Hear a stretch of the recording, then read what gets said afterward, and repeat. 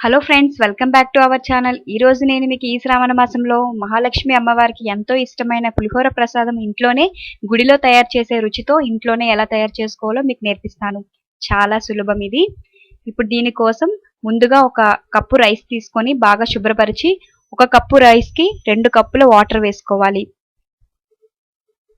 ఈ 2 కప్పులు వాటర్ వేసిన తర్వాత దీన్ని మూత పెట్టి ఒక అరగంట సేపు నానబెట్టుకోవాలి. ఇలా నానబెట్టుకోవడం వలన రైస్ బాగా ఉడుకుతుంది. ఇప్పుడు దీనిలో పసుపు ఒక 1/2 టీ స్పూన్ వేసుకోవాలి. ఇలా ముందే పసుపు వేయడం వలన కలర్ అంతా కూడా రైస్ కి బాగా పడుతుంది. ఇలా 1/2 టీ స్పూన్ ఆయిల్ కూడా వేయడం వలన రైస్ పొడి పొడిగా వస్తుంది ఉడికిన తర్వాత. ఇప్పుడు ఇలా తయారైన దాన్ని మూత పెట్టుకొని ఒక అరగంట పాటు పక్కన పెట్టుకోవాలి. ఇప్పుడు అరగంట అయిన తర్వాత మనం అన్నంని తయారు చేసుకోవాలి. డైరెక్ట్ గా అన్నం వండేసుకున్నాను. చూసారు కదా, చాలా పొడి పొడిగా అన్నం బాగా ఉడికింది.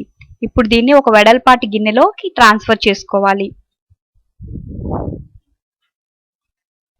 దీన్ని ఈ విధంగా గిన్నెలోకి ట్రాన్స్ఫర్ చేసుకొని చల్లబెట్టుకోవాలి.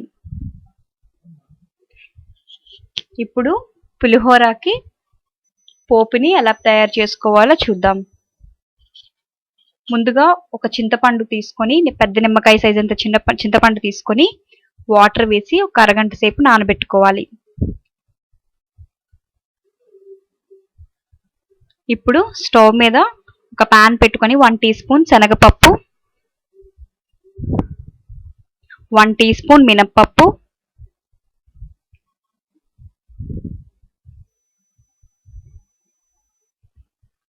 మెంతులు ఒక 1/2 టీ స్పూన్ వేసుకోవాలి. ఎక్కువ వేసినట్లయితే చేదు వస్తుంది కాబట్టి ఒక 1/2 టీ స్పూన్ వేసుకోవాలి.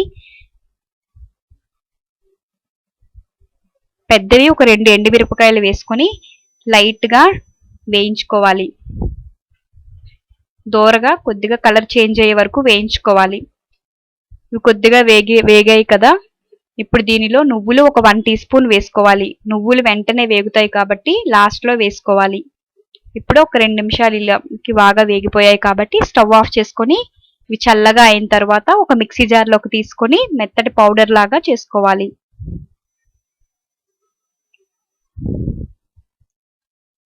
ఇప్పుడు దీన్ని మూత పెట్టేసుకొని మెత్తటి పౌడర్ లాగా గ్రైండ్ చేసుకోవాలి. ఇప్పుడు గ్రైండ్ చేసిన తర్వాత చూసారు కదా, ఈ విధంగా మెత్తటి పొడిలాగా వస్తుంది. ఇప్పుడు దీన్ని పక్కన పెట్టుకోవాలి.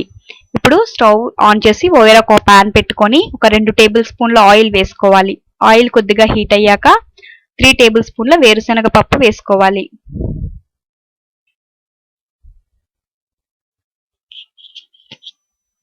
ఇప్పుడు దీనిలో ఒక 1 టీ స్పూన్ శనగపప్పు, 1.5 టీ స్పూన్ శనగపప్పు వేసుకోవాలి. ఎక్కువగా తినేవాళ్ళు వేసుకోవచ్చు. ఇంకా 1 టీ స్పూన్ మినప్పప్పు, ఒక 1 టీ స్పూన్ ఆవాలు, ఒక 1 టీ స్పూన్ జీలకర్ర,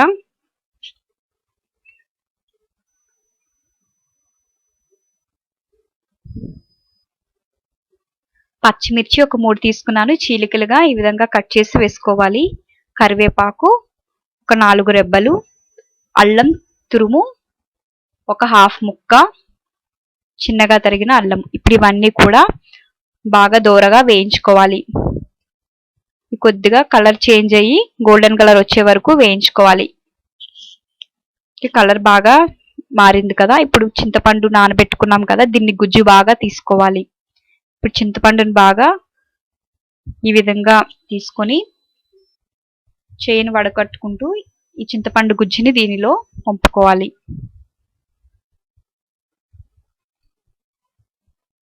ఈ విధంగా పులుపు మనకి ఎంత సరిపోతుందో అంత మాత్రమే పులుపు వేసుకోవాలి.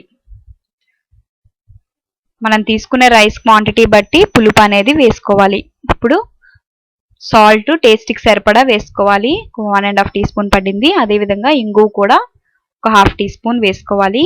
ఇంగువ వేయడం వల్ల పులిహోరకి మరింత రుచి వస్తుంది.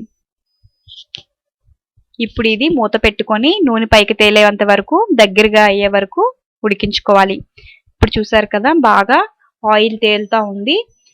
పులిహోర మగ్గు అంతా దగ్గర పడింది. మనం స్టవ్ ఆఫ్ చేసేసుకొని ఇప్పుడు ఆల్రెడీ రైస్ని వేరే గిన్నెలో చల్లార్చుకున్నాం కదా, దానిలో ఇప్పుడు ముందుగా పొడి చేసి పెట్టుకున్నాం కదా ఆ మిశ్రమాన్ని ముందు రైస్లో వేసి కలపాలి. ఇలా వేయడం వలన రైస్ అంతటికి కూడా బాగా పడుతుంది. ఈ విధంగా చేయితో బాగా కలుపుకోవాలి. ఇప్పుడు మనం ఆల్రెడీ తయారు చేసుకున్నాం కదా, ఈ మగ్గును కూడా వేసుకొని మొత్తం అంతా వేసేసుకొని పులిహోర బాగా కలుపుకోవాలి. చూసారు కదా, మనం రోజు చేసుకునే పులిహోరకి ఈ టెంపుల్ స్టైల్లో పులిహోర చాలా చాలా రుచిగా ఉంటుంది ఫ్రెండ్స్. ఇంకెందుకు ఆలస్యం, మీకు కనుక నచ్చినట్లయితే తప్పకుండా ట్రై చేసి ఎలా వచ్చిందో నాకు కమెంట్ చేయండి. ఈ వీడియో కనుక ఫస్ట్ టైం చూసినట్లయితే కిందనే రెడ్ బటన్ ఉంటుంది, దాన్ని క్లిక్ చేయడం వల్ల మా ఛానల్కి వెంటనే సబ్స్క్రైబ్ అవుతారు. అదేవిధంగా పక్కనే బెల్ ఐకాన్ క్లిక్ చేయడం వల్ల మేము చేసే ప్రతి ఒక్క కొత్త రెసిపీ కూడా మీకు నోటిఫికేషన్ ద్వారా ఫస్ట్ మీరే చూడగలుగుతారు. కాబట్టి గుడిలో చూసే ఈ అద్భుతమైన ప్రసాదం ఈ శ్రావణ మాసంలో మీరు కూడా అమ్మవారికి చేసి తప్పకుండా నైవేద్యం సమర్పించండి.